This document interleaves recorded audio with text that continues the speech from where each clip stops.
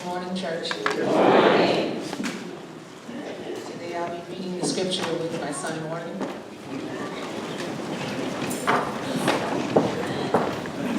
Today's scripture is taken from the book of Joel, chapter 2, verses 28 to 32, and the book of Acts, chapter 2, verses 1 to 12.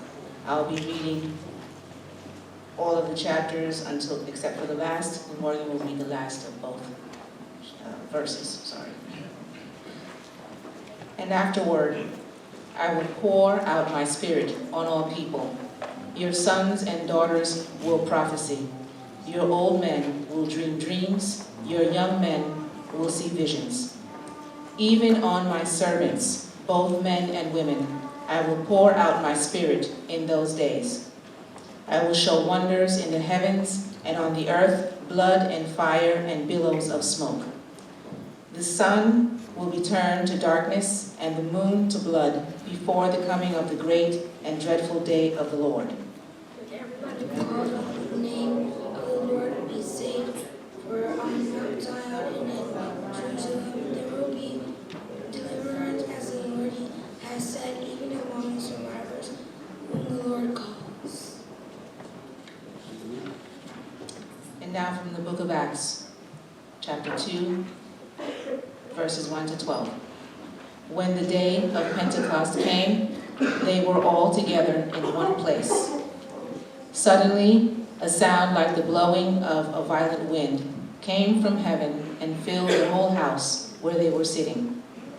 They saw what seemed to be tongues of fire that separated and came to rest on each of them. All of them were filled with the Holy Spirit and began to speak in other tongues as the Spirit enabled them. Now there were staying in Jerusalem God-fearing Jews from every nation under heaven. When they heard this sound, a crowd came together in bewilderment, because each one heard their own language being spoken. Utterly amazed, they asked, "Aren't all these who are speaking Galileans? Then how is it that each of us hears them in our native language? Parthians, Medes, and Elamites, residents of Mesopotamia, Judea and Cappadocia, Pontus and Asia, Phrygia and Pamphylia, Egypt and the parts of Libya near Cyrene, visitors from Rome, both Jews and converts to Judaism, Cretans and Arabs. We hear them declaring the words of God in our own tongues."